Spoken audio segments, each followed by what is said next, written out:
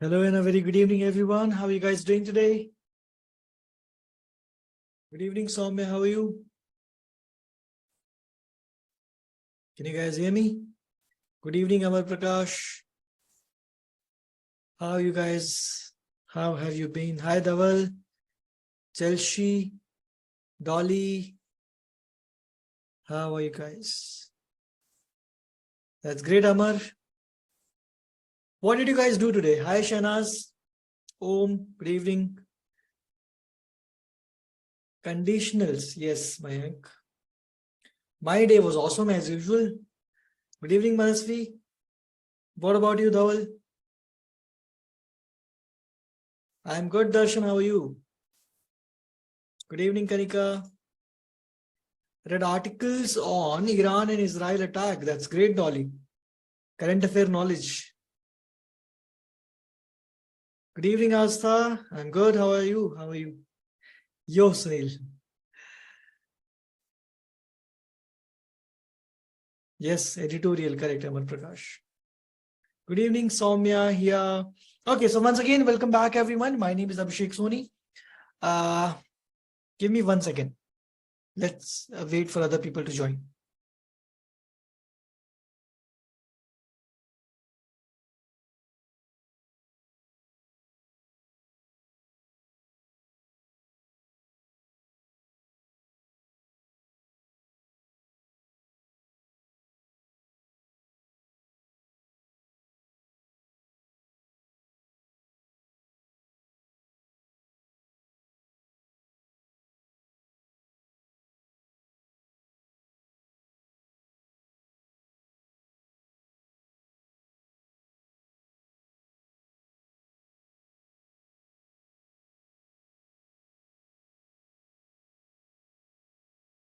Welcome back.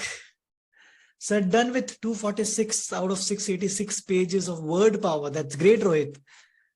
We're not going to continue RC. Yes, this is going to be based on grammar today. Yes, Darshan, we're going to learn tenses from basics. Okay, so once again, welcome back, everyone. Divyanshu ईगोमेनिया का मतलब होता है जब आप अपने आप से obsessed होते हो कि आप अपने आप को सब कुछ समझते हो, आप अपने आगे किसी और को कुछ नहीं समझते, हमेशा अपने लिए अपने बारे में सोचना, वो ईगोमेनियाक पर्सन होता है। अपने आप के चक्कर में वो कभी दूसरों को हर्ट भी कर सकता है, physically and mentally.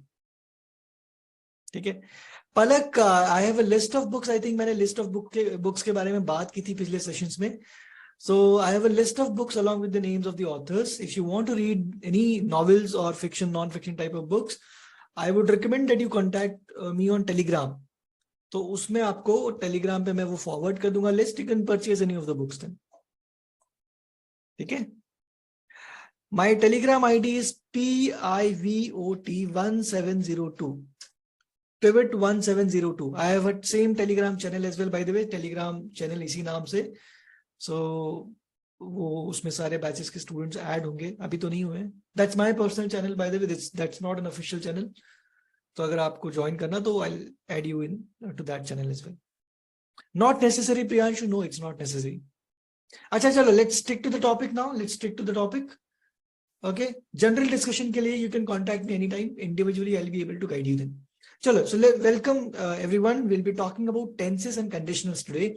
The session is going to be very informative and very interactive. So if you have any doubts during the session, you can ask me. You can type your doubt in the chat box, or you can raise your hand if you want to talk, like using your voice, right? Also, I have made notes, so you don't need to make any kind of notes as of now. If you feel that something should be noted down, you can note down that thing. Shall we continue now? Do I have your permission now? Okay, fine then. So we'll start with verbs and then we'll understand what exactly are verbs. We'll move on to other concepts as well. Is it visible, everyone?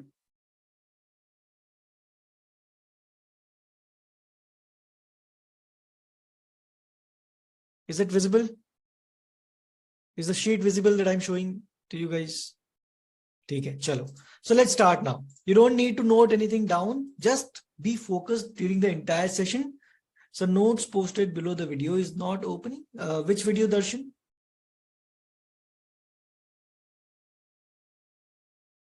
Which topic are you talking about?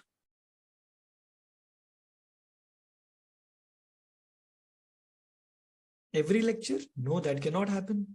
I have tried to download these notes and I have been able to download them and even read from these notes. So maybe you try some other device, probably, maybe laptop or something. ठीक है, अगर नहीं होता तो फिर से support team को contact करना. Okay. Yes, we will do more RCs, not now, Vaishnavi. The classes will be spread across multiple topics, so you'll have multiple sessions on RC as well. Hi, Shaurya, we are going tenses and conditionals today. Okay. Any doubts, Sanskriti? You have raised your hand.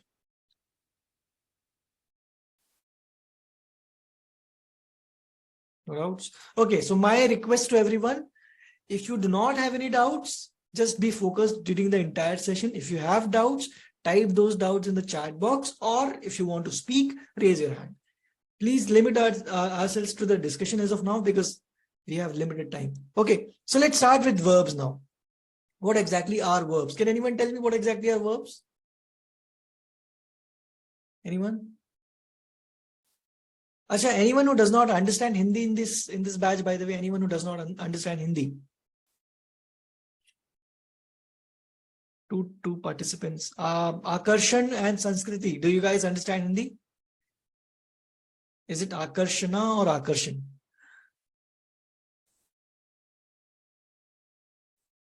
A or not A? No A. Okay, fine then. A. Okay, Akarshana. Fine. Now, do you understand Hindi? Akarshana?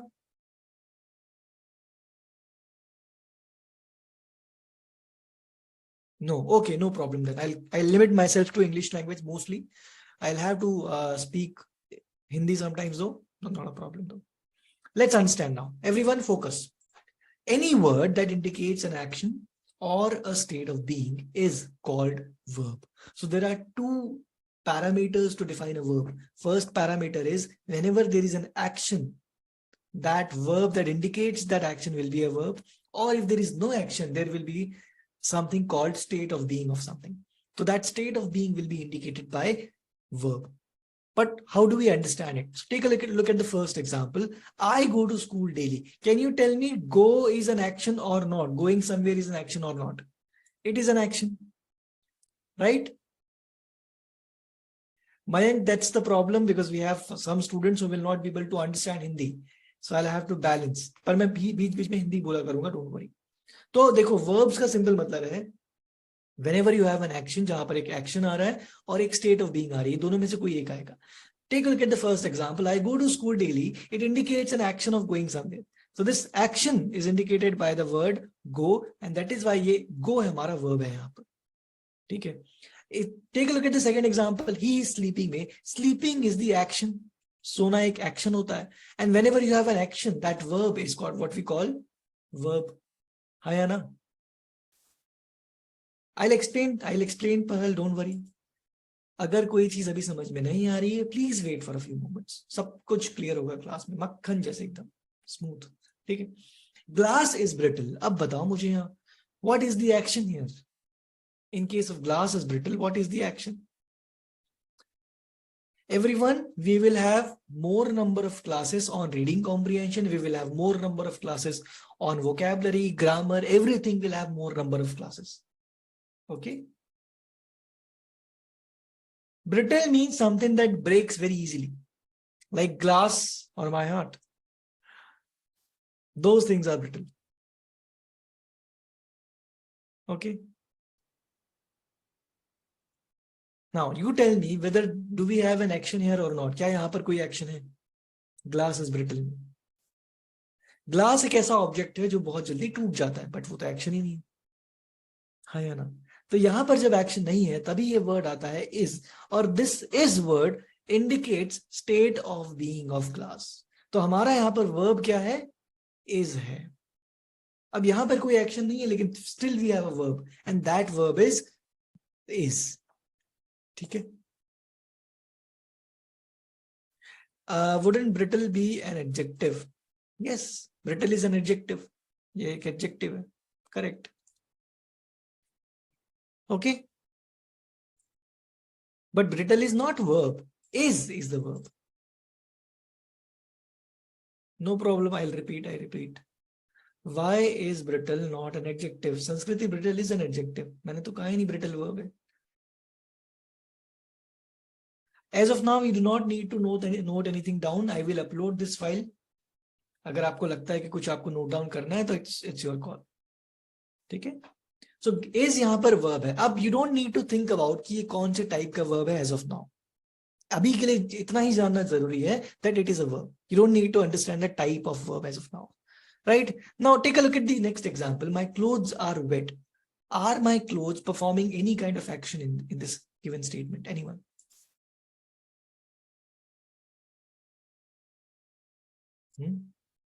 Any action? No, clothes cannot perform any action. They are not people or animals.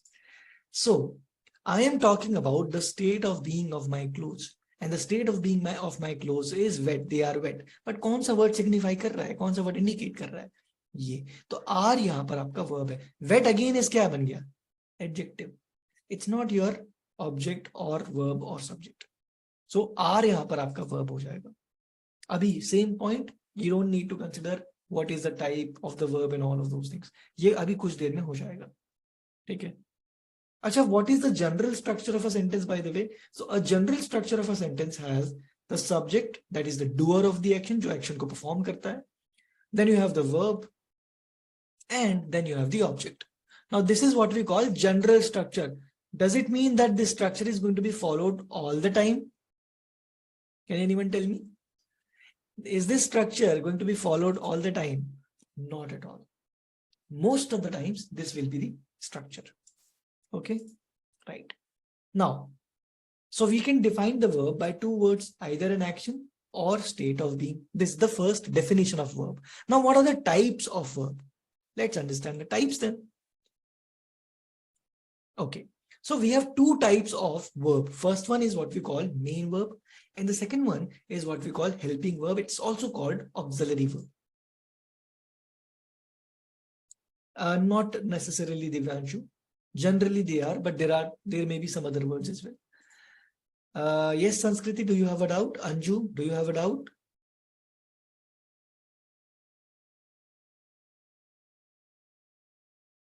Do you want to speak, Anju? I have allowed you to speak. You can unmute yourself if you want to speak.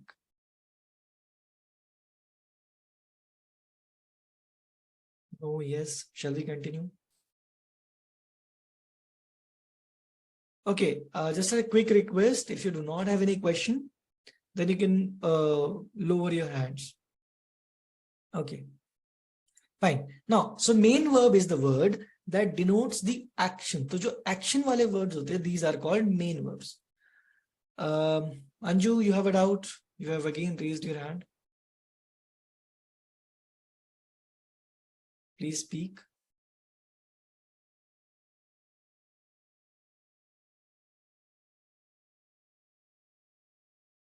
I cannot hear you.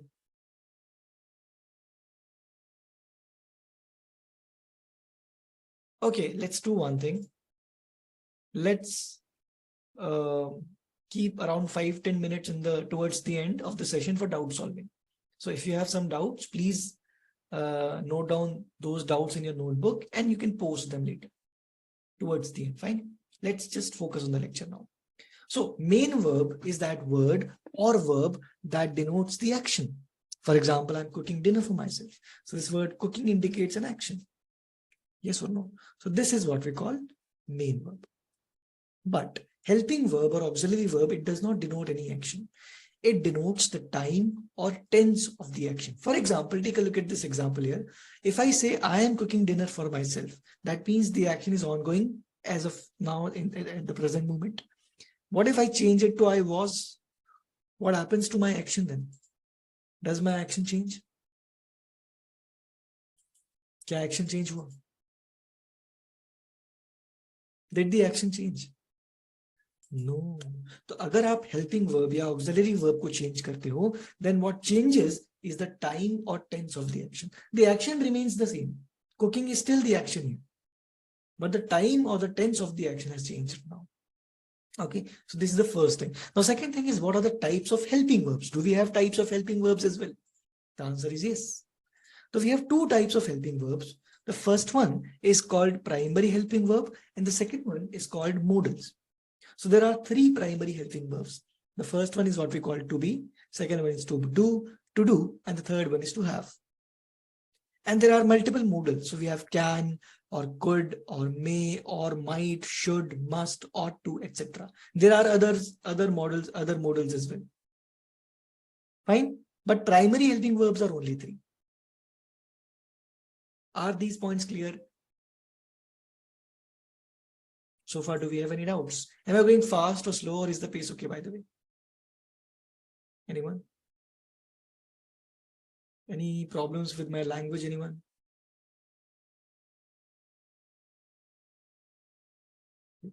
Good. Sure. Now, let's understand what are the different types of main verb.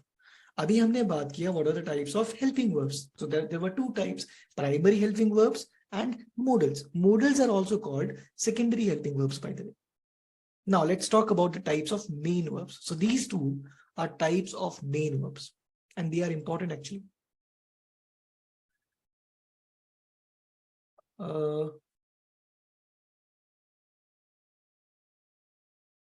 Is Shahnaz helping verb hota hai? Helping verb. One second. One time helping verb. Dhaval, helping verb का simple मतलब है जो word आपको time या tense of the action के बारे में बताएगा, that is what we call helping verb. जैसे यहाँ पर am बता रहा था present tense, was बता रहा है past tense, अगर मैंने will लिख दिया तो I will be, ये हो जाएगा future tense. तो helping verb denotes the tense or the time of the action. ठीक है. Prakriti, no problem, you can re-watch the video. क्योंकि रिकॉर्ड हो रहा है तो you will watch the video, समझ में आ जाएगा. सर शहनाज इज जो है ये प्राइमरी हेल्पिंग वर्ब है. I will explain this thing later. अभी के लिए वो इंपॉर्टेंट नहीं है. अभी बहुत ज्यादा डिटेल में जाओगे यू विल गेट कंफ्यूज्ड. ठीक है. Bhaskar, nothing is more important, nothing is less important, everything is important. Darshan, ought का मतलब होता है ऑब्लिगेशन. ये चीजें बाद में क्लियर होगी, अभी के लिए सिर्फ और सिर्फ हमें उनकी मीनिंग जानना जरूरी है कि उनका टाइप कहां पर है. ठीक है.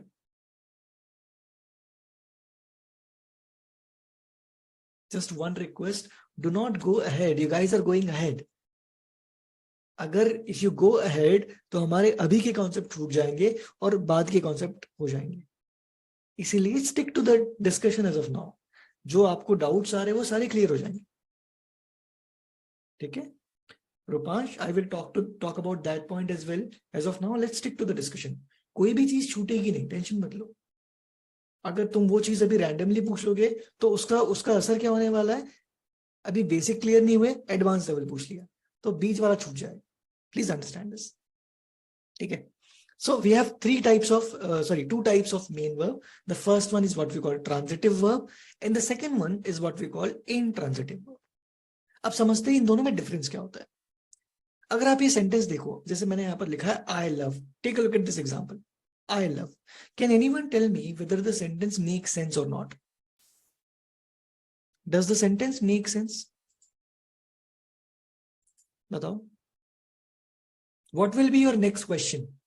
Sir, you love what or whom? To which I will reply, I love. ये क्या रहा Advani? हाँ या ना. तो I love के आगे you'll have to specify. I love pizza. तब this sentence is going to make sense. Similarly, he likes what? He likes painting. Then it makes sense. He rang what? He rang the bell. So that means if you take a look at the structures of these sentences, love is your verb. It's an action. That means this part is going to be your subject and this part is going to be your object. Do you guys agree? Similarly, likes is your verb. That means he is going to be your subject. Painting will be your object. Okay. Rang is your verb. That means this he is going to be your subject. The bell is going to be your object. So in all the three sentences, if you think about it, subject and verb were given. But even though we were given the subject and the verb, the sentence did not make sense without an object. तो मतलब पता क्या चला, that object here is a must. Object होना ही होना चाहिए यहाँ पे. तो these are objects: pizza, painting, the bill. अगर आप देखो, now if you try to convert it into passive voice, अगर किसी को नहीं भी पता हो, don't worry, passive voice बाद में clear होगा, मैं अभी सिर्फ समझा रहा हूँ. So I can convert these sentences into passive voice as well. If I want to convert the first one, I will say pizza is loved by me. तो passive voice तो हो रहा है. Painting is liked by him. The bell was rung by him. तो in all the three sentences, passive voice is possible. In verbs को बोला जाता है transitive verbs. क्या इतना concept समझ में आया? बताओ. सिर्फ कॉन्सेप्ट, अभी इसके अलावा कुछ नहीं सोचना, जो हो रहा है बस वही. ठीक है. अब देखो यहां पर इंट्रांजिटिव के केस में क्या हो जाता है. Thank you Sunil, appreciate it. Now intransitive verb में आप ये एग्जांपल देखो, John laughed. Now you tell me, do we have an object और नॉट? जॉन लाफ्ड में do we have an object? Okay Saanvi, I will, please wait for a minute. Do we have an object? But does the sentence make sense? Tell me. Does the sentence make sense? It does. तो ये क्या हो गया भाई? यहां पर तो बिना ऑब्जेक्ट के सेंस नहीं आ रहा था, यहां पर बिना ऑब्जेक्ट के सेंस आ रहा है. तो यही तो डिफरेंस है between transitive and intransitive. In case of intransitive verb, you do not have an object. Object is not going to be there. So we have only the subject and the verb. So it does not take an object. Acha, if you try to convert it into passive voice now, you won't be able to do it. Try करो, किसी को अगर आता हो passive voice, you can try. बताओ मुझे क्या passive voice होगा? John laughed का. That is passive voice of a different sentence, Rohit. इस sentence का नहीं है. हाँ, passive हो ही नहीं सकता. So that means in case of intransitive verb, passive voice is not possible. So second point यहाँ पर लिखा हुआ है. Similar, the wind blew. The wind is your subject, blew is your verb, there is no object. But still it makes sense. The bell rang loudly. The bell is your subject, rang is your verb, loudly is an adverb. It's not an object. अब मेरा point यहाँ पर ये है, in the same example यहाँ पर लिखा था मैंने rang और यहाँ पर भी मैंने लिखा है rang. तो इसमें ये rang था transitive verb, मतलब यहाँ पर object required था. He rang what? लेकिन यहाँ पर तो ऑब्जेक्ट है ही नहीं, and the sentence still makes sense. So इससे यहाँ पर एक important learning निकल के आती है that one verb may be both transitive and intransitive. यहाँ पर rang जो है वो transitive है लेफ्ट में और यहाँ पर intransitive है, लेकिन the important point is not all verbs can be both. सिर्फ कुछ verbs ही ऐसे होते हैं जो transitive भी हो सकते हैं और intransitive भी हो सकते हैं, सारे नहीं होंगे. कुछ सिर्फ और सिर्फ ट्रांजिटिव होंगे, कुछ सिर्फ और सिर्फ इंट्रांजिटिव होंगे. Akarshana, is it clear? Any other doubts, anyone else?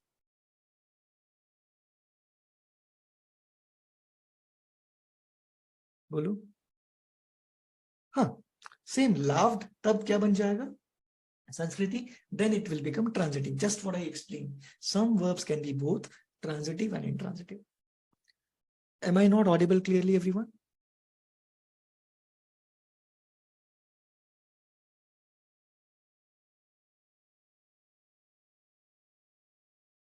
Yes, intransitive में बेल ऑब्जेक्ट नहीं है. Lasya, the bell rang loudly, right? Yes, rang is both transitive and intransitive. ठीक है, नहीं ऐसा कुछ नहीं होता देवर. सब्जेक्ट हमेशा नाउन या प्रोनाउंस ही होते हैं. Harshit, that depends on the sentence.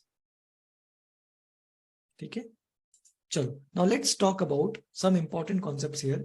The other important concept is what do we mean by various forms of a verb.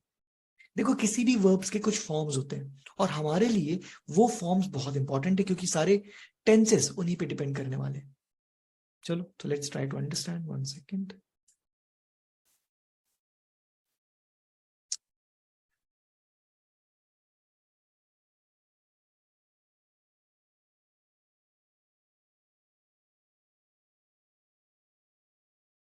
क्या हो गया? Sorry. Anyway, doubts? Anju, Divyanshu, do you have any doubts? Okay Mayank, I will try. Sir one more example of both. ठीक है नैतिक. अच्छा, कौन कौन? Who wants to speak? Darshan, Divyanshu, Anju. Okay Darshan, I am allowing you to speak. Yes, you can unmute yourself, Darshan. Sir, how to differentiate between transitive and intransitive? That was confusing. So simple rule is if without an object your sentence makes complete sense, that is transitive. Sorry, that is intransitive verb. यहाँ पर देखो, that is intransitive verb. And if without an object, if the sentence does not make any sense, that is going to be a transitive verb. तो ऐसा कोई list आप memorise नहीं कर सकते हो कि कौन सा ट्रांजिटिव है कौन सा इंट्रांजिटिव है. वो सेंटेंस पे डिपेंड करता है. ठीक है, क्लियर हुआ है? हाँ नहीं. Yes. Now, Divyanshu, do you want to speak? You are allowed to speak now. You can unmute.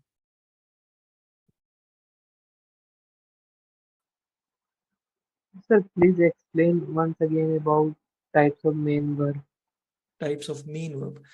Divyanshu, actually types of main verb, मतलब ये सेशन जो है वो रिकॉर्ड हो रहा है तो आप फिर से उस चीज को देख सकते हो. But if you still want me to repeat it, I will explain. Don't worry. Sir, that last example. अच्छा ठीक है, चलो मैं समझा देता हूँ. मैं अगर यहाँ पर ये लिखूं, he rang the bell, इसमें रैंग जो है ये ट्रांजिटिव है या इंट्रांजिटिव है? बताओ मुझे. एनीवन? Sir, ये transitive. Why is it transitive? Because अगर मैं ऑब्जेक्ट नहीं डालता हूं तो यहाँ पर कोई सेंस नहीं आएगा सेंटेंस का. अगर मैंने बोला सिर्फ ही रैंग तो आप मुझसे पूछोगे सर ही रैंग व्हाट, मतलब ये ट्रांजिटिव है. लेकिन अगर मैंने बोला द बेल रैंग लाउडली, अब इस सेंटेंस में द बेल यहाँ पर आपका सब्जेक्ट है, रैंग यहाँ पर आपका वर्ब है और लाउडली को हम बोलते हैं एडवर्ब. अभी अगर आपको मीनिंग नहीं पता है डोंट वरी, ये एडवर्ब है, it's not an object. But बिना ऑब्जेक्ट के क्या इस सेंटेंस में मीनिंग निकल के आ रही है? बताओ. Yes, sir. मीनिंग निकल के आ रही है. तो यहाँ पर ये जो रिंग बन जाता है, रिंग का ही फॉर्म है ये बाय द वे. रैंक जो है यहाँ पर ये क्या बन गया? इंट्रांजिटिव बन गया. तो अगर बिना ऑब्जेक्ट के मीनिंग आ रही है तो वो क्या हो जाएगा? बिना ऑब्जेक्ट के अगर मीनिंग आ रही है तो इंट्रांजिटिव बन जाएगा. Intransitive. अगर बिना ऑब्जेक्ट की मीनिंग नहीं आ रही है तो ट्रांजिटिव बन जाएगा, तब आपको ऑब्जेक्ट डालना पड़ेगा. इतना ही डिफरेंस है बस. Sir, means ठीक है. same time पे both verb हो सकता है, दोनों हाँ, transitive. लेकिन सारे वर्ब्स नहीं होंगे. कुछ वर्ब्स सिर्फ और सिर्फ ट्रांजिटिव होंगे, कुछ वर्ब्स सिर्फ और सिर्फ इंट्रांजिटिव होंगे, कुछ वर्ब्स दोनों हो सकते हैं. ठीक है, Thank वो you, आपको sir. सेंटेंस से पता चलेगा, वैसे नहीं पता चलेगा. क्लियर हुआ? Yes, sir. 1 सेकेंड. हाँ, चलो अब let's talk about various forms of verb. और इन्हीं फॉर्म्स ऑफ वर्ब्स को will be using in tenses. इनको टेंसेस में हम यूज करने वाले हैं. चलो समझ लेते हैं. दिस वन, या जो अब तो मैंने यहाँ पर एक एग्जांपल लिया है टू सिंग का. एक सिंग एक वर्ब होता है, आपको पता है? सिंग, गाना, सुना तो होगा सबने.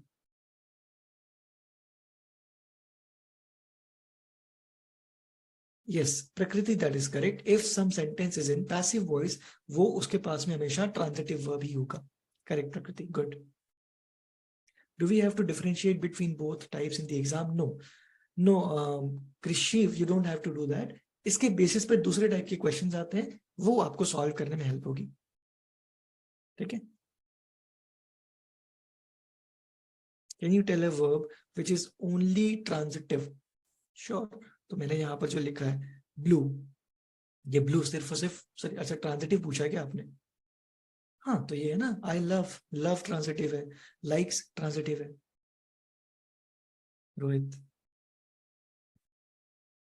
अच्छा इंट्रांजिटिव पूछा है, तो यहाँ पर blue, blow is intransitive, blow intransitive है। ठीक है, चलो नाउ लेट्स टॉक अबाउट, देखो इन कॉन्सेप्ट्स पे बहुत ज्यादा फोकस मत करो, सिर्फ आपको इनकी मीनिंग पता होनी चाहिए, आप डिटेल में जाने की जरूरत नहीं है, सिर्फ मीनिंग पता रखो। दिव्यांशु, इस इन टॉपिक्स पे से आपसे क्वेश्चंस पूछे जाएंगे टेंस के बेसिस पे। अब टेंस को समझने के लिए आपको ये पता होना चाहिए कि कौन सा वर्ब ट्रांजिटिव हो सकता है, कौन सा इंट्रांजिटिव हो सकता है। तो spotting the error type of question इसमें आने वाले हैं। चलो समझते हैं, इसको समझो बहुत ध्यान से, बहुत इंपॉर्टेंट है। लेट्स से मैंने यहां पर एक लिखा सिंग, सिंग आपने सुना होगा, या कभी कभी सिंग्स भी बोलते हैं। ठीक है, एक होता है सैंग, एक होता है संग, और एक होता है सिंगिंग। सुना है क्या? ये सारे वर्ड्स आपने सुने हैं? बताओ sir, have you guys heard these words before? Yes yes नैतिक, सुने हैं ना? चलो इनके नाम देख लेते हैं अब। तो इसको बोला जाता है, the first one, this is called simple present tense. नहीं, it's not tense, this is called simple present form of the verb, form of the verb, and it is denoted as V1। इसको V1 बोला जाता है। अब सिंग कहाँ आएगा और sings कहाँ आएगा, डोंट वरी, मैं बताऊंगा, मैंने लिखा है मतलब मैं ही बताऊंगा, तो अभी टेंशन मत लो। फिर आता है second one, this is called simple past form, simple past form of the verb, and this is denoted as V2, इसको V2 बोला जाता है। Third one is called past participle form of the verb. Third one is called past participle form of the verb, and this is denoted as V3. ये notation हमारे लिए important है। And ये जो ing वाला फॉर्म होता है verb का, this is called present participle form of the verb, present participle form of the verb, and this is denoted as VING। कुछ कुछ जगह पे इसको V4 भी बोला जाता है, मैं VING नोटेशन यूज करने वाला हूं। क्या इतने में कोई डाउट है? बताओ, एनी डाउट्स? कुछ फास्ट हो रहा है, स्लो हो रहा है, कुछ दिक्कत?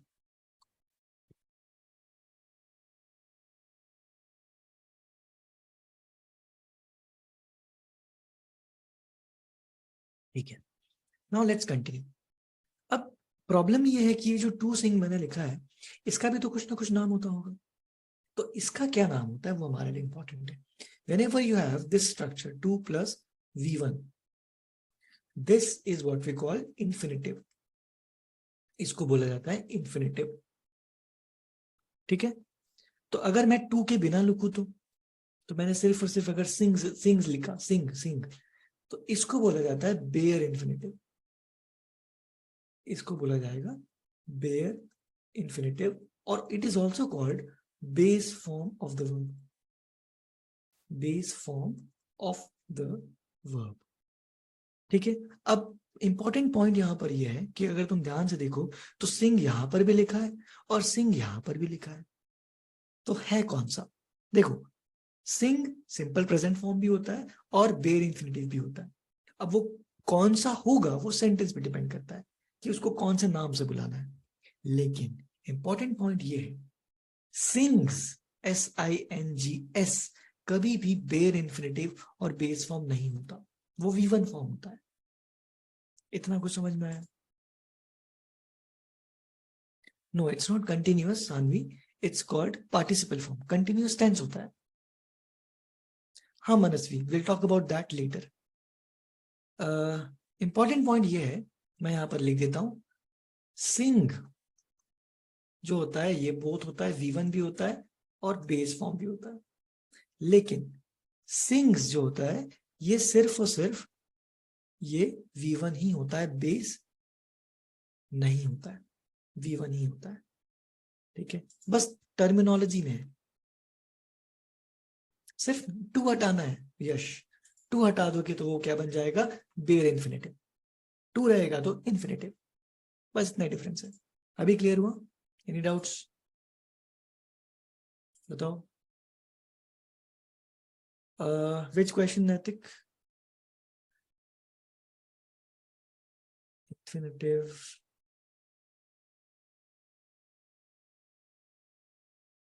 कौन सा क्वेश्चन बोल रहा हूँ? मैंने इसका आंसर दिया था, RSMs are sufficient. Yes. But my request is, please limit our discussion to the session. क्योंकि अगर मैं आउटसाइड डिस्कशन को इसमें ला लूंगा तो ये हमारा टॉपिक छूट जाएगा, राइट और नॉट? ओके, ठीक है, चलो। नाउ मैंने यहाँ पर एक और एग्जांपल लिया है, टू ईट। तो मुझे आप बताओगे कि इसका आंसर क्या होने वाला है। टर्मिनोलॉजीज बहुत ज्यादा इंपॉर्टेंट नहीं है लिक्षिता, हमारे लिए इनका नोटेशन इंपॉर्टेंट है, बिकॉज टेंस की जो टेबल आगे आएगी उसमें यही नोटेशन यूज होगा, ठीक है।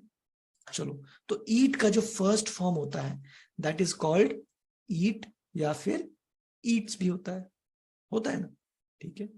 फिर क्या आता है, एट आता है, और उसके बाद ईटन आता है, और लास्ट में वी हैव ईटिंग, है या ना? यही होता है। अच्छा, some students have some doubts, let me check.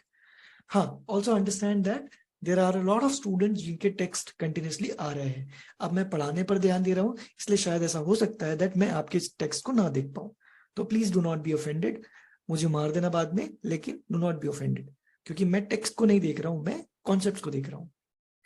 Yes, Anshu, do you have a doubt? Nisarg, do you have a doubt? Divyanshu, do you have a doubt? सिर्फ जिसको डाउट्स हैं, जिनको स्पीकर पे बोलना है, please those people raise their hands, ठीक है। Otherwise I have to constantly keep checking किसके हैंड्स रेज्ड है। Divyanshu, do you speak?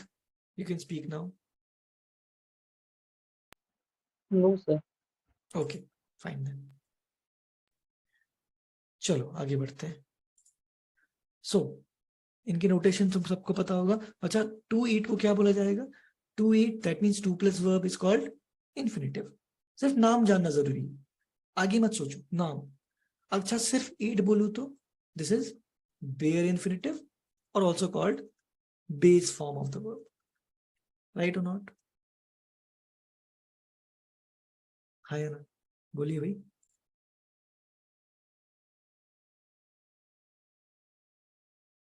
ठीक है, चलो अब आ जाते हैं टेंसेस पे। Is the table perfectly visible to everyone? Do you have any doubts as of now? Now अब मुझे बताओ, क्या इससे पहले कोई भी डाउट्स है वर्ब्स की फॉर्म्स के बारे में? एनीवन? किसी को भी कोई भी डाउट्स हो आप बता दो मुझे, मैं सिर्फ वर्ब फॉर्म्स के पूछ रहा हूँ, इन जनरल मत पूछ लेना तुमने भी। आगे बढ़े, चलो। Now let's talk about the tense tables. अब I am assuming that all of you have seen this table at least once in your lifetime. है या ना? बताओ, देखा है ना? अच्छा, नहीं भी देखा होगा तो आज देख लिया। अब समझते हैं, ये जो V1 दिख रहा है, V2 दिख रहा है, ये VING दिख रहा है, ये V3 दिख रहा है, ये क्या है? ये क्या है? ये वही verbs के फॉर्म्स है जो अभी हमने देखे। तो अगर आपको V1, V2, V3, VING नहीं पता है तो ये टेबल समझ में नहीं आएगी, इसीलिए मैंने वो एक्सप्लेन किया था। See everything has a purpose as of now, ठीक है। अगर हम स्ट्रेटेजिकली फॉरवर्ड चले तो सब कुछ समझ में आएगा, रैंडमली बीच में कुछ डाल देंगे तो शायद चीजें डिफिकल्ट हो सकती है। चलो अब समझते हैं इनका स्ट्रक्चर्स क्या होता है। देखो, मैंने किसी भी सेंटेंस में यहाँ पर किसी भी स्ट्रक्चर्स में I have not included objects. Do you see objects here? S refers to subject by the way. Do you see objects? बोलो। नहीं, क्यों नहीं डाले बताओ? Is there any reason?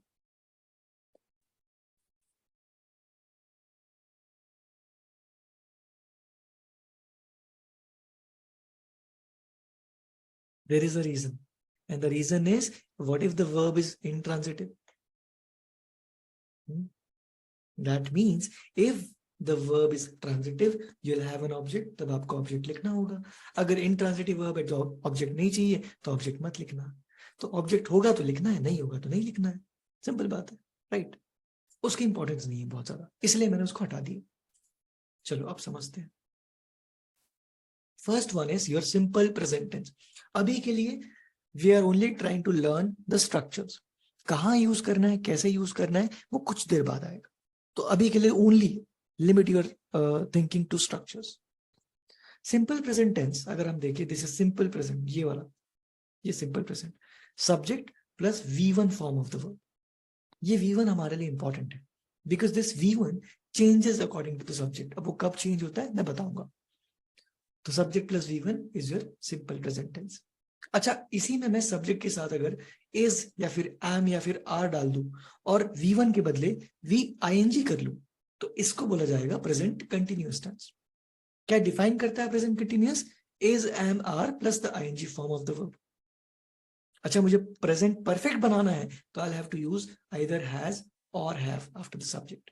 और किसी भी परफेक्ट टेंस में अगर आप देखो तो कौन सा वर्ब फॉर्म यूज हुआ है? V3, past perfect V3, future perfect V3। तो किसी भी परफेक्ट टेंस में V3 form of the verb will be used. Is it clear?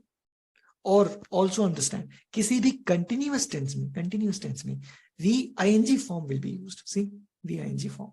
तो मेमोराइज करने की ट्रिक्स भी यहां पर आ जाती है आपके सामने। S is equal to subject, correct. Okay Rohit, I will explain, don't worry, ठीक है। देन प्रेजेंट परफेक्ट कंटिन्यूअस में क्या हो जाता है फिर? हैज और हैव के साथ में यहाँ पर बीन आ जाता है और बीन के बाद में VING और उसके बाद में सिंस और फॉर आते हैं। अब उन दोनों में से कौन सा आएगा वो सेंटेंस पे डिपेंड करता है और दोनों में से कौन सा कब यूज करना है वो भी मैं बताऊंगा, कुछ भी छूटने वाला नहीं है, ठीक है। ये हो गया प्रेजेंट टेंस हमारा। अब पास्ट की बात करके देखते हैं। तो in case of simple past tense you have subject plus the second form of the verb, V2 form, important. In case of past continuous tense was or were plus the ING form. In case of past perfect tense had। अब इसमें subject के according आपका helping verb change नहीं होता है, इसमें had ही होता है and V3 form of the verb then। And in case of past perfect continuous tense had been plus the ING form of the verb plus since or for। तो ये हो जाएगा आपका past perfect continuous tense। Future की बात कर लेते। Simple future will have either will और shall plus V1 form of the verb. अब विल और शैल का एक बेसिक डिफरेंस जो होता है वो फॉर्मल इंग्लिश लैंग्वेज में होता है। In case of formal English language shall is used after the subject I और विल। अगर आपका सब्जेक्ट आई या फिर विल होता है, सॉरी आई या फिर वी होता है, then you use shall. But this is only limited to formal English language. अब ये डिफरेंस हमारे एग्जामिनेशंस में या लिटरेचर में भी वो चला गया है। तो अगर आपके सामने आई और वी के सामने विल लिखा हुआ है तो भी वो इनकरेक्ट नहीं होने वाला, that will be correct. But formal में ऐसा होता है, मैं इसलिए आपको बता दे रहा हूं, अदरवाइज विल यूज होगा। देन विल और shall in case of future continuous will या फिर शैल आएगा प्लस बी आ जाता है यहाँ पे और ING form of the verb because it is continuous, तो यहाँ पे ING आ जाएगा। फिर in case of future perfect tense you'll have subject plus either will or shall plus have। यहां पर has नहीं आता, यहां पर has नहीं आता and V3 form of the verb because it is present, sorry, it is perfect tense। then in case of future perfect continuous tense you'll have will or shall, then have plus been plus the ING form of the verb plus either since or for depending on the sentence। क्या structures में किसी को कोई doubt है? बताओ, let's take one doubt at a time।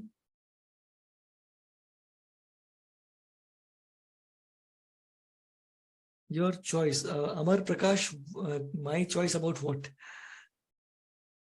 Can you please explain infinitives again? देखो simple मतलब है इन्फिनेटिव का 2 प्लस वर्ब, जहां पर भी 2 प्लस वर्ब आता है वो इन्फिनेटिव हो जाता है। थैंक यू अन्वेक्षण, ठीक है, इतना ही याद रखना है, 2 प्लस वर्ब इज इन्फिनेटिव। अब रोहित का एक डाउट था सर V1 V2 V3, एक बार एक्सप्लेन कर दीजिए, फिर से एक्सप्लेन कर देते। तो दिस वर्ब टू ईट, मैंने यहाँ पर एक वर्ब का एग्जांपल लिया है। अब ये जो फर्स्ट फॉर्म होता है this is called V1 form, इसमें ईट या फिर ईट्स दोनों आते हैं। जो सेकंड फॉर्म होता है ईट, वो होता है V2 फॉर्म। तीसरा जो फॉर्म होता है this is called V3 form. And ये जो ING वाला होता है, इसमें ING आ रहा है, इसको बोला जाता है VING form. Rohit, is it clear now? My voice is breaking. Is my voice breaking? Is it clear? Is it better now? Sir, why is V2 and V3 both past? They are both past, but their names are different. V2 is simple past, V3 is past participle. दोनों अलग अलग है. Their usage are different. Darshan, you'll have to just memorize, you'll have to practice. इसको एक chart बना करके अपनी दीवार पर चिपका दो and एक हफ्ते में पूरा मेमोराइज हो जाएगा. You will need to learn this table. Yes, Tanishq. It's must. आपको ये टेबल मेमोराइज होना चाहिए. हाँ, धवल, बेयर इन्फिनेटिव में सिर्फ और सिर्फ V1 आएगा विदाउट S और ES. So V with what form is future? That depends on the tense. See? यहाँ पर V1 आया है फ्यूचर में, यहाँ पर VING आया, यहाँ पर V3 आया, यहाँ पर VING आया. Eats तो V5 होगा. देखो, अब बहुत सारे लोग अलग अलग टर्म्स को अलग अलग नाम देते हैं, तो उसमें कोई बड़ी प्रॉब्लम नहीं है. जैसे VING को मैं VING बोलता हूँ, बहुत सारे लोग V4 बोलते हैं, तो टर्मिनोलॉजी सबके लिए अलग अलग होती है. हाँ या ना? Krishna has a question. Sir, can you please tell the topic before transitive and intransitive verbs in this class only? कौन सा टॉपिक बोल रहे हो? This one? Types of helping verb? Krishna?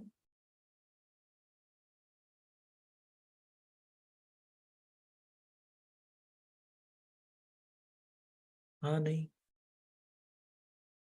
Which topic are you talking about, Krishna?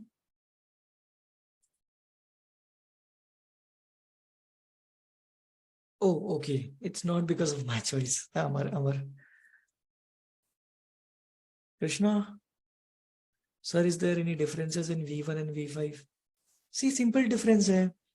Eat को बहुत सारे लोग सिर्फ और सिर्फ V1 बोलते हैं. Eats को बहुत सारे लोग V5 बोल देते हैं. अब दोनों में डिफरेंस क्या होता है वो मैं कुछ देर बाद बताने वाला हूँ. हालांकि मैं Eats को भी V1 ही बोलता हूँ, तो ऐसा कुछ डिफरेंस नहीं, आपको बस मतलब समझ में आना चाहिए. Rohit, there is nothing called V5 in my class. ठीक है? Let's stick to V1. Do we have data interpretation in English? No, Sunil, we do not have. ठीक है, तो मुझे रिमूव करने दो. चलो आगे बढ़े. आगे बढ़ते हैं. कहाँ थे हम? हाँ भाई, अब there are a few basic questions. बहुत सारे लोगों को डाउट्स हो सकते हैं. Some people are already clear with these things, I know, but let's understand what these questions are, what these concepts are. Now, can anyone tell me what is the difference among is, am and are? So whenever your subjects are singular, अब देखो singular subject का मतलब होता है एक subject, one subject. So whenever you have singular subject except I,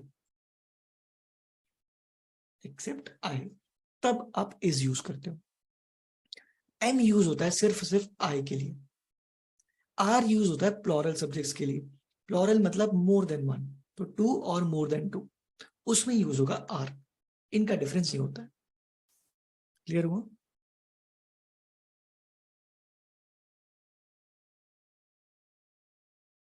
Aastha, it is V1 as well as bare infinitive. That is correct, because bare infinitive को ही हम V1 form देते हैं. ओके, तो आपके लिए उसका नाम बहुत इंपॉर्टेंट नहीं है. Understand this. It was my responsibility to teach you these things.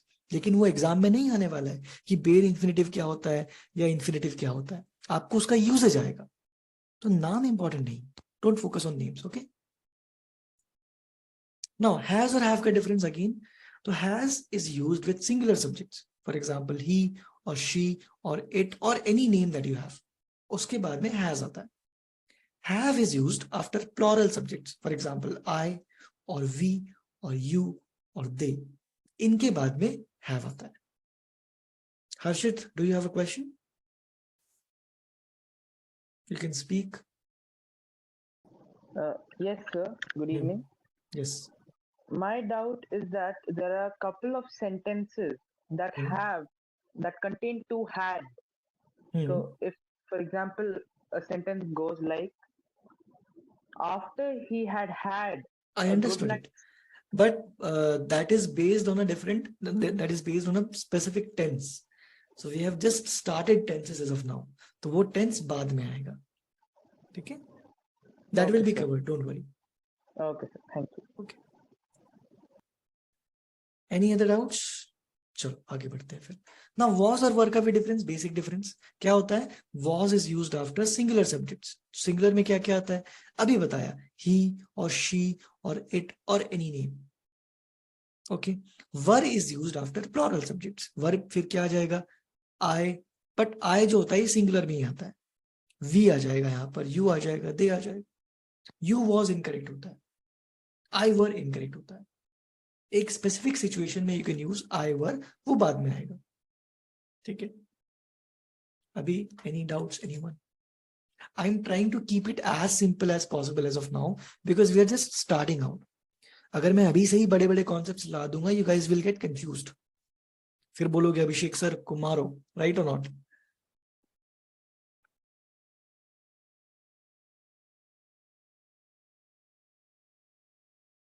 Anju, you have a doubt? Yes, you are free to speak now.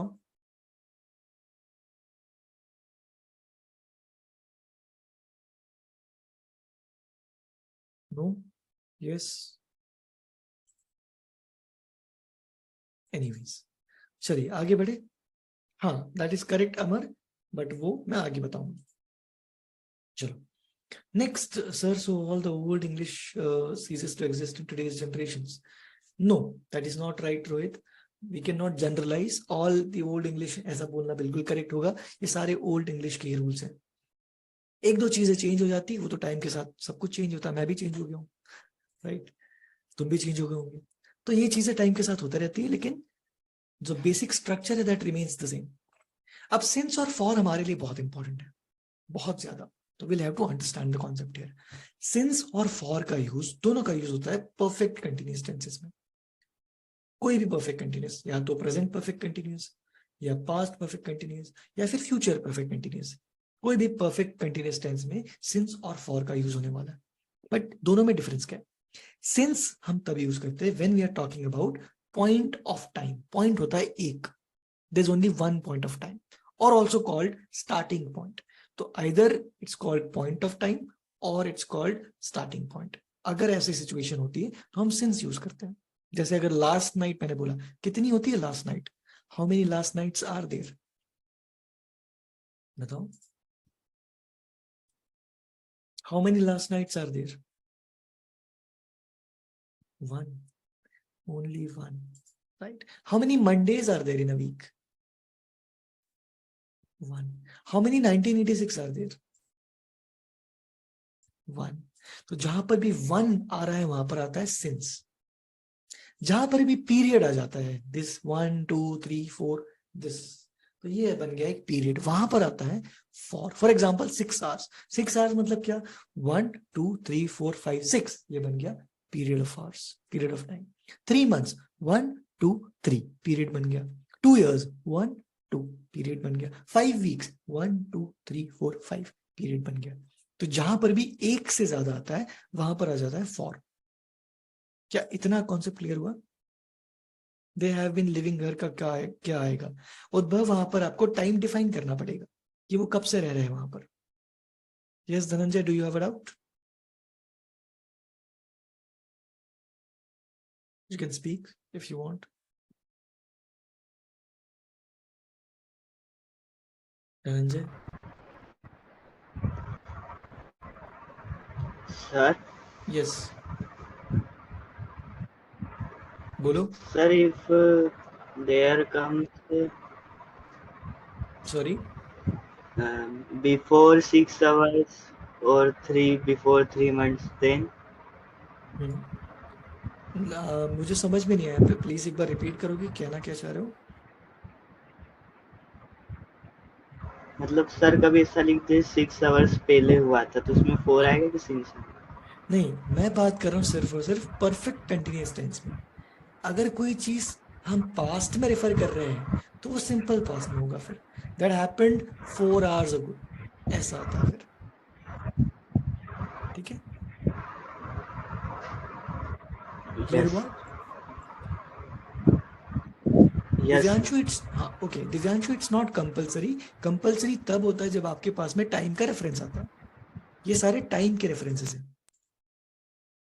जैसे मंडे टाइम को रेफर करता है, 1986 टाइम को रेफर करता है, लास्ट नाइट टाइम को refer करता है, 6 hours टाइम को रेफर करता है। All of these things refer to time. तो जब भी आपके सामने टाइम का रेफरेंस आएगा, आपको सिंस या फॉर को यूज करना हो। क्या कोई डाउट है अभी? बताइए।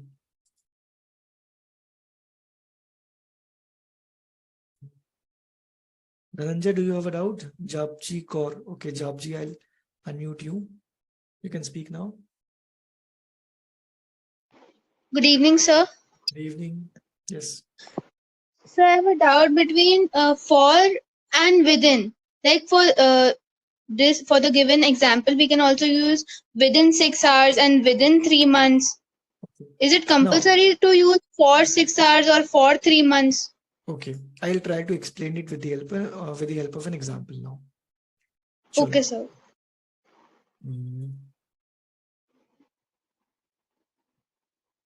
Now take a look at this sentence here.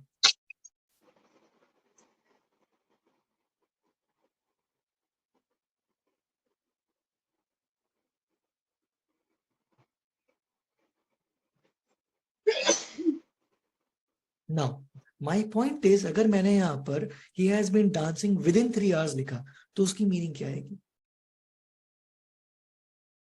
वो 3 घंटे से डांस कर रहा था, I नहीं, guess. विदिन में वो मीनिंग नहीं आएगा। अगर आपको वो मीनिंग लाना है, से डांस कर रहा है, इस टाइम पीरियड से, इस पॉइंट ऑफ टाइम से डांस कर रहा है, तब आपको फॉर या सिंस यूज करना होता है। अब यहाँ पर मैंने Okay. लिखा है 3 hours। अब 3 hours is a point of time और period of time. Period of time. तो क्या आना चाहिए? For. For, correct. अब यहाँ पर मैं विद इन यूज नहीं कर सकता। तो मैंने वही बात कहा, जब भी आप परफेक्ट कंटिन्यूअस टेंस में बात कर रहे होते हो, this is present perfect continuous. कोई भी परफेक्ट कंटिन्यूअस हो सकता है, अभी के लिए मैंने प्रेजेंट परफेक्ट लिया है। तो प्रेजेंट परफेक्ट कंटिन्यूअस में आपको फॉर या सिंस यूज करना होगा जब आपके सामने टाइम का रेफरेंस आएगा। ये टाइम का रेफरेंस 3 hours एक टाइम Okay. पीरियड को बताता है। क्लियर है? Yes, sir. Thank you, sir. Okay, now next point is, जो V1 में हमने V1 में सिंग और सिंग्स समझा था, उसका डिफरेंस समझते हैं। मैंने कहा था सब कुछ क्लियर होगा एट द एंड में, ठीक है? अब देखो, एस या ईएस हम तब ऐड करते हैं जब हमारा सब्जेक्ट सिंगुलर होता है। सिंगुलर, 1 सेकेंड, हाँ, हमारा सब्जेक्ट सिंगुलर होता है और टेंस सिंपल प्रेजेंट टेंस होता है। So there are two conditions when you use S or ES after the verb का base form. For example, he sing या sings होगा, ये क्या डिसाइड करेगा? ये sing और sings daily। दो कंडीशंस डिसाइड करेगी। पहली condition will be which tense is it?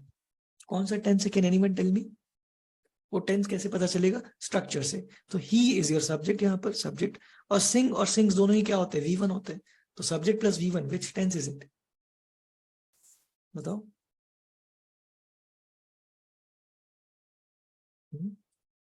Which tense is it? Subject plus V1, simple present. तो चलो, पहली कंडीशन तो सेटिस्फाई हो गई, यही तो था, सिंपल प्रेजेंट होना चाहिए। लेकिन दूसरी भी है, एक कंडीशन नहीं है, दोनों ही सेटिस्फाई होना चाहिए। दूसरी कंडीशन ये बोलती है, जो आपका सब्जेक्ट है ये थर्ड पर्सन सिंगुलर होना चाहिए। Third person singular. अब मतलब इसका ये है कि आई को छोड़ करके कोई भी सिंगुलर सब्जेक्ट आ सकता है। आई और यू को छोड़ करके, आई और यू को छोड़ करके कोई भी सिंगुलर सब्जेक्ट आ सकता है। क्या ही एक सिंगुलर सब्जेक्ट है?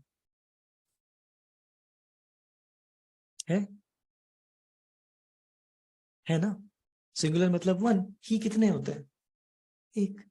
तब सिंगुलर सब्जेक्ट सब्जेक्ट सिंगुलर हो गया, टेंस सिंपल प्रेजेंट हो गया, तब वर्ब में एस या ईएस ऐड होता है।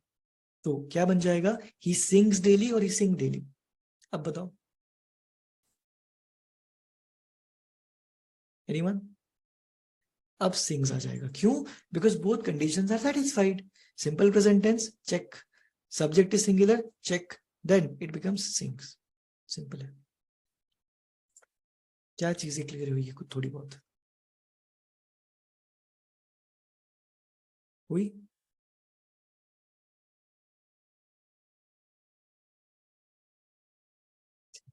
गुड।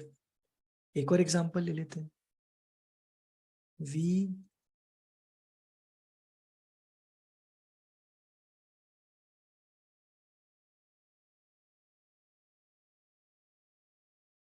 अब बताओ, वी प्ले और plays tennis regularly.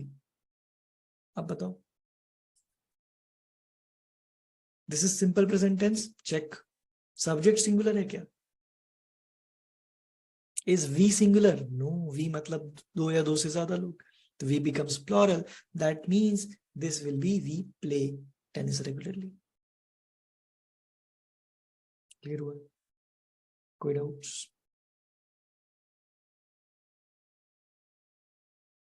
Sir they can also come, yes Pragya they can also come, लेकिन दे प्लूरल होता है।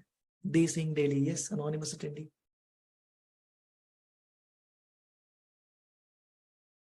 कोई डाउट्स? कोई डाउट्स? कोई डाउट्स? आ रहा है ना, समझ में आ रहा है? एम आई मेकिंग सेंस और यू गाइस आर और have already planned to murder me और समथिंग? चलो अब थोड़ा ये साइड का हटा देता हूं मैं, थोड़ा क्लियर हो जाएगा। Is it visible better now? No one place, no one means no one, one यहां पर इंपॉर्टेंट है ना, नो वन प्लेस। रूपांश, ना एक इंपॉर्टेंट पॉइंट यहां पर ये था, जैसे अगर मैंने कहा let's say he will comes tomorrow, क्या ये करेक्ट होगा? बताओ। Are you guys getting bored or something? मेरी क्लास में लोग बोर हो रहे हैं, कैसे कैसे हो सकता है? ऐसे कैसे हो सकता है? तो ही विल कम्स टुमारो क्यों नहीं होगा? क्योंकि कौन सा टेंस चल रहा है? फ्यूचर। मैंने कहा था सिर्फ और सिर्फ सिंपल प्रेजेंट टेंस होना चाहिए, तो that means he will come tomorrow. अभी आया समझ में? टॉपिक इज बोरिंग यार, ऐसे कैसे हो सकता है? टॉपिक बोरिंग है क्या?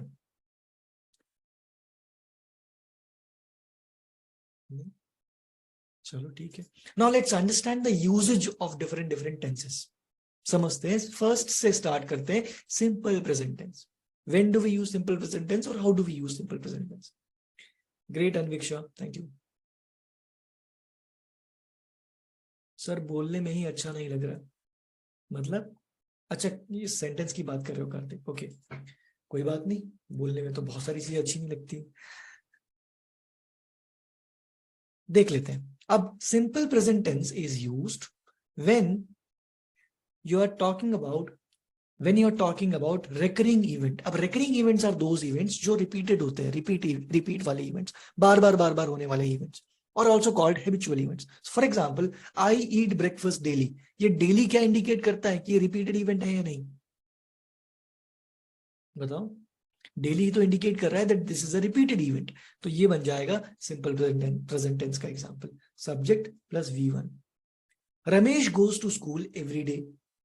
एवरीडे मतलब रिकरिंग इवेंट, और रिकरिंग मतलब सिंपल प्रेजेंट टेंस। अब यहां पर गो क्यों नहीं आया? Because Ramesh is the subject and Ramesh is singular, तो सब्जेक्ट प्लस वी बना जाएगा। We pray every Sunday recurring event, तो subject is we is plural, that is why V1 इसमें एस या ईएस नहीं आएगा।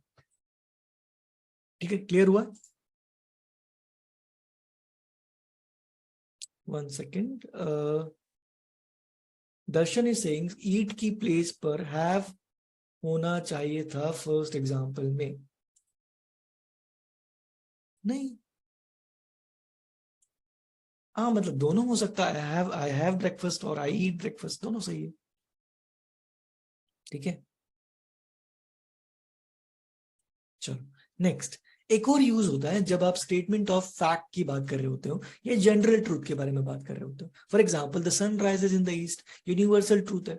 ऐसा तो नहीं कि मैं अगर चाइना में जाऊंगा तो वो वेस्ट से आ जाएगा, तो दैट मीन्स ये यूनिवर्सल ट्रूथ होगा। तो जब भी आप यूनिवर्सल या जनरल ट्रूथ की बात करते हो तब भी आप सिंपल प्रेजेंट टेंस यूज करते हो। The sun is singular, this is subject, rises is V1।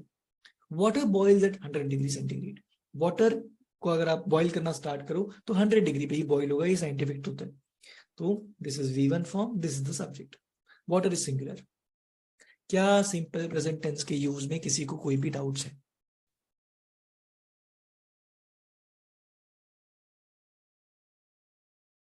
बोलो, चले आगे बढ़े। चलिए फिर अब देखते हैं नेक्स्ट, प्रेजेंट कंटिन्यूअस टेंस। अब प्रेजेंट कंटिन्यूअस का एक सिंपल फंडा है, समझ लो अभी। अगर एक्शन अभी चल रहा है, ऑन गोइंग, नाउ, इस मोमेंट पर अगर एक्शन चल रहा है तो आपको प्रेजेंट कंटिन्यूअस टेंस यूज करना है। कंटिन्यूअस का मतलब ही होता है चल रहा है। कैसे? So the action is ongoing as we speak. तो अगर अभी वो एक्शन चल रहा है तो कभी ना कभी स्टार्ट तो हुआ होगा, हाँ या ना?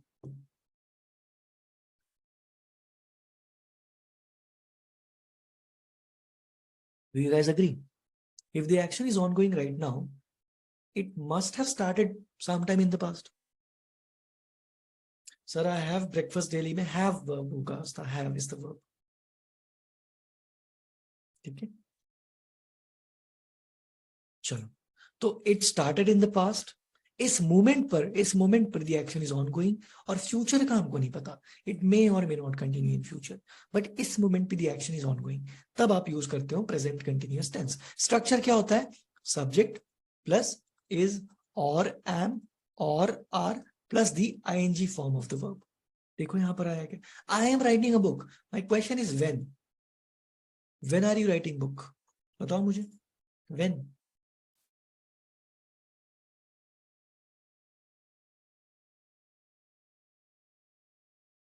Now. 2 मिनट पहले, 2 मिनट पहले, we don't know. 2 मिनट बाद, we don't know. अभी we know. अभी एक्शन हो रहा है, तब आप यूज करोगे प्रेजेंट कंटिन्यूअस टेंस। ठीक है, तो I am writing a book now, 2 minute पहले का नहीं पता मुझे, 5 मिनट बाद का नहीं पता मुझे, अभी मैं लिख रहा हूं। She is playing cricket when, right now, इस मोमेंट पे जब मैं बात कर रहा हूं, she is playing cricket with my heart obviously. They are watching TV, कब? नाउ, अभी देख रहे हैं, ना 5 मिनट पहले देख रहे थे ना 5 मिनट बाद देखेंगे, मुझे नहीं पता, अभी देख रहे हैं, तब आप यूज करते हो प्रेजेंट कंटिन्यूअस टेंस। क्लियर हुआ है? Do we have any doubt in present continuous tense anyone? It's not present continuous, Prakriti. That is present perfect continuous. Good, Dhawan. You are. That's interesting. चलो next, ये एक बार समझ लेते हैं, फिर I think I have to call it a day. Present perfect tense. Present perfect tense का use तब किया जाता है जब एक एक्शन रिसेंटली पास्ट में कंप्लीट हुआ होता है। देखो परफेक्ट का मतलब ही होता है कंप्लीटेड, तो वो एक्शन को कंप्लीट होना चाहिए, ongoing नहीं होना चाहिए। So when the actions are completed in the recent past, मतलब अभी अभी खत्म हुए। For example, many people have migrated to the US. तो हो चुका है माइग्रेशन, अब अभी नहीं हो रहा है, पर कब हुआ? अभी अभी, कुछ दिनों पहले, कुछ टाइम पहले। और एक इसका हिडन मतलब ये होता है, इस माइग्रेशन का कुछ ना कुछ इफेक्ट प्रेजेंट पे भी हो रहा है। तो इवेंट रिसेंट पास्ट में हुआ होता है, लेकिन इसका इफेक्ट प्रेजेंट में भी होता है। अब वो क्या इफेक्ट है हमको नहीं पता, बट वो इफेक्ट हुआ है ऐसा कुछ ना कुछ। और another use of present perfect tense is when the action is completed at an indefinite point of time in the past. देखो इनडेफिनिट का मतलब होता है can not be defined, sorry,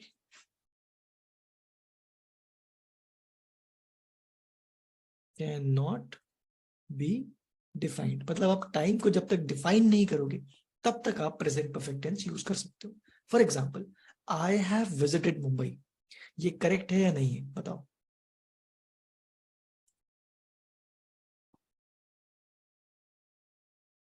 anyone?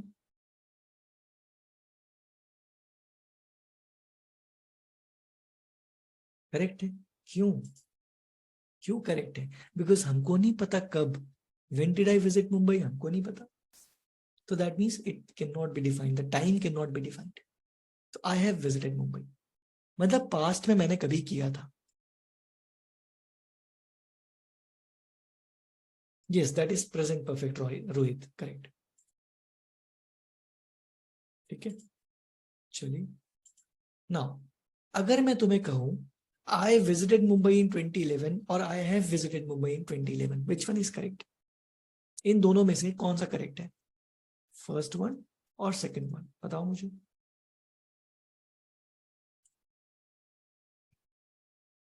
देखो मैंने अभी बताया कि प्रेजेंट परफेक्ट में इनडेफिनिट पॉइंट होना चाहिए, बट ये 2001 2011 क्या है? क्या टाइम डिफाइन नहीं हुआ अभी? बताओ, डिफाइन हो गया ना। तो यहां पर आप प्रेजेंट परफेक्ट टेंस यूज नहीं कर सकते हो। जब आपके सामने टाइम का रेफरेंस आता है लाइक दिस, तब आप सिंपल पास्ट टेंस यूज करते हो, वो अभी हम डिस्कस करने वाले हैं।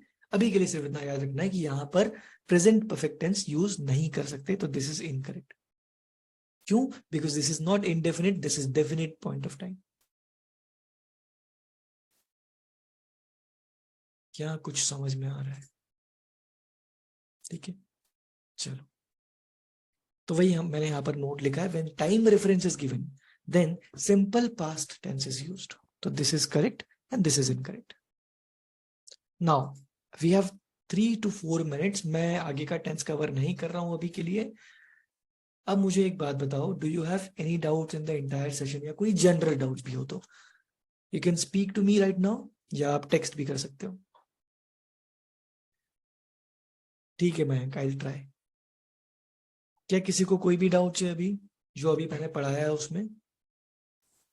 Yes, Job ji, okay, I will unmute you, you can speak now.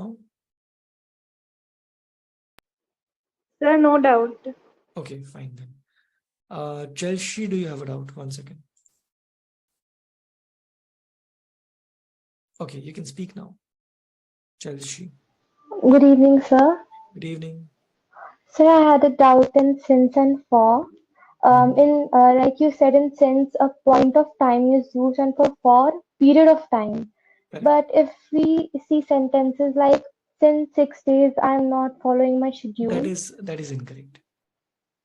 So a Okay. lot of people speak English incorrectly, but because that has become a norm, people believe that those things are correct. But according to the rules, these things are incorrect. Okay. So for we can use like for 6 days, but Yes, for since we definitely. can't We can't. because we need a point of time. Correct. Okay. Thank you, sir. Okay. Anyone else who wants to talk, or who has a doubt? One second. So, sir, I had visited Mumbai in 2011. भी तो आ सकता है because 2011 is past. धवल, वो past perfect का जो example है वो हम नेक्स्ट सेशन में past perfect में क्लियर करेंगे। वो एग्जैक्टली इनकरेक्ट है, वो मतलब करेक्ट नहीं है, इनकरेक्ट है। How to revise vocabulary? To revise vocabulary आपको वोकैबुलरी के नोट्स बनाना है, फिर उनको सेंटेंसेस में यूज करना है, उनको किसी चीज से, किसी पर्सन से, सॉन्ग से, या एक्टर एक्ट्रेस, मूवीज, किसी से भी एसोसिएट करना है। उस चीज से आप उसको ज्यादा यूज कर पाओगे। यूज वोकैबुलरी बिल्डिंग एप्स, बहुत सारी एप्स हैं। Sir, it should be for the past 6 days. I have not been following. हाँ, for the past 6 days, correct. Thank you, Shanaz. How can a question come in exam? Okay, I'll give you a simple example. Question कैसा आएगा exam में? 2 type के questions आते हैं। First type of question is this one. This is one sentence. This sentence has been divided into 4 parts. This is A, this is B, C, and D. You are asked to find out which of these parts has a grammatical error. या तो A में होगा, या B में होगा, या C में होगा, या D में होगा। तो you will have to mark the correct option, किसमें error है। अब वो जो error होगा, that error will be based on tense. ठीक है? तो हो सकता है बी में एरर हो, यहाँ पर टेंस का कोई एरर होगा वर्ब फॉर्म का, तो आपको बी मार्क करना होगा। ये होता है पहला क्वेश्चन टाइप। अब दूसरा क्वेश्चन टाइप होता है जो आईपीएमएट इंदौर में आता है, उसमें आपको यहाँ पर एक सेंटेंस गिवन होगा, let's say this is the sentence, और इसमें इस पार्ट को उन्होंने अंडरलाइन कर दिया होगा या हाईलाइट कर दिया होगा, बोल्ड करके दे दिया होगा। आपसे पूछा जाएगा कि इस पार्ट को बेटर तरीके से कैसे लिखा जा सकता है, तो उसी पार्ट को 4 जगह लिख कर दिया होगा आपको अलग अलग तरीके से। आपको फिगर आउट करना होगा कि कौन सा वाला ग्रामेटिकली करेक्ट है। अब ये पार्ट भी टेंस पे बेस्ड हो सकता है, ठीक है। For IELTS, Lakshita, I cannot comment on that. IELTS का नहीं, no, I can't comment on that. For decades, Priyanshu. Present perfect tense, example 1. Saransh, we have not started present perfect tense as of now. कर लिया था क्या हमने? अच्छा, sorry, present perfect कर लिया था, sorry. Many people have migrated to the US. इसका मतलब ये हुआ है कि recently बहुत सारे लोगों ने migrate किया US को, पर ये एक्शन पास्ट में कंप्लीट हो चुका है। अब प्रेजेंट क्यों बोल रहा हूं मैं इसको? प्रेजेंट इसलिए बोल रहा हूं क्योंकि इसका इफेक्ट प्रेजेंट में दिख रहा है, इसलिए प्रेजेंट में कुछ हुआ है जिसकी वजह से इन्होंने माइग्रेट किया है। Second question again which come in, okay. देखो होगा क्या, सेकंड क्वेश्चन में एक सेंटेंस गिवन होगा जिसमें एक पार्ट को हाईलाइट करके दे देंगे, इस पार्ट को। यही सेम पार्ट 4 ऑप्शन में लिखा होगा ABCD, पर 4 डिफरेंट तरीके से लिखा होगा। आपको फिगर आउट करना है कि कौन सा ग्रामेटिकली करेक्ट है। वो जो एरर होगा उसमें वो ग्रामर में टेंस पे बेस्ड हो सकता है। सर जैसे क्वेश्चन पेपर में आते उस टाइप के क्वेश्चन के लिए मैं क्या बोल रहा हूँ समझ नहीं आया। रिवाइज अनुराग, एक बार फिर से मैं नोट्स कल अपलोड कर दूंगा। रिवाइज दीज नोट्स और क्वेश्चंस, हम उसके बाद क्वेश्चंस भी सॉल्व करेंगे, डोंट वरी। नो कृष्णा, बहुत सारे टॉपिक्स हैं। For and since, okay Sunil. For का यूज होता है पीरियड ऑफ टाइम के लिए, सिंस का यूज होता है पॉइंट ऑफ टाइम के लिए, लेकिन सिर्फ और सिर्फ परफेक्ट कंटिन्यूअस टेंस में। जैसे मैंने अगर कहा I have been sleeping for or since yesterday, तब क्या आएगा? अब yesterday is a point of time, एक ही होता है ना यस्टरडे, तो यहां पर आ जाएगा सिंस यस्टरडे, ठीक है।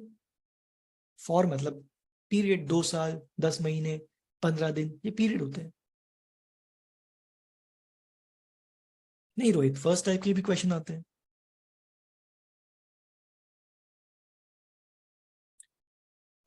Chelsea, do you want to speak? I have unmuted you.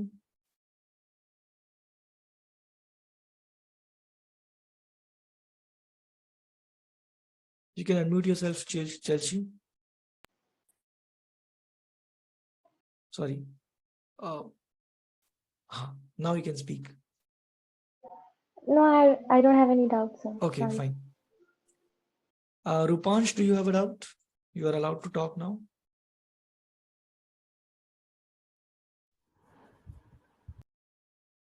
Rupansh. No sir, I don't have any doubt.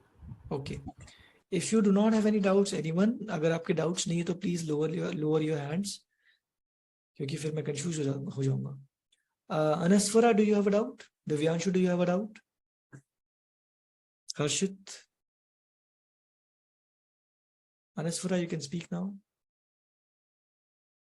So, can we use since for reasoning? For example, we can say, I was absent today since I had something Yeah. like So headache. that is correct. Now the point here is that we are only talking about perfect continuous tense में since or for का use.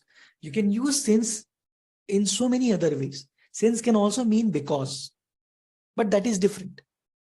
That is not perfect continuous tense use. So since can have multiple uses. So here we are using it as a verb, or No, it's not. It's not a verb. It's a word that indicates time reference. From when? That is the so meaning here. since comes under which part of speech? Since is a conjunction. Conjunction. Okay. Yeah. Thank you, sir. Okay. Divyanshu, do you want to speak? Okay, if any one of you has any other questions about books or anything in general, और आज के session के बारे में कुछ doubts हैं, this is my Telegram ID, pivot1702. Same नाम का चैनल भी है मेरा टेलीग्राम पे. That's my personal channel. अगर आप चाहते हो उसमें आप दूसरे स्टूडेंट के साथ कनेक्ट करें तो यू कैन कनेक्ट, मुझे रिक्वेस्ट कर देना, मैं आपको ऐड कर दूंगा. अगर आपको डाउट्स हैं you can text me your doubts on my Telegram, मैं आपको हेल्प कर दूंगा. नाउ प्लीज अंडरस्टैंड कि सारे क्वेश्चंस का आंसर करना मेरे लिए इस टाइम पर पॉसिबल नहीं होगा because there are so many students. तो इंडिविजुअल मैं आपके क्वेश्चन सॉल्व कर लूंगा. Mayank, there will be everything. You do not need to worry about any single thing. Okay. Pivot 1702, PIVOT 1702. हाँ, because there are very few people as of now. मैंने अभी बनाया है. तो अगर आपके doubts होते you can interact there as well. No, IELTS is not similar to IBMAT, Priyanshu. Chalo, so thank you everyone for joining me in this session. Did you guys learn something new, by the way? Thank you, Darshan.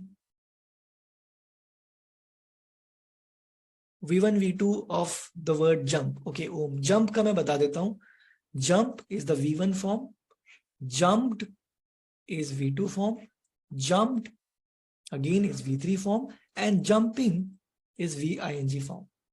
ठीक है, jump, sorry. ठीक है, Om.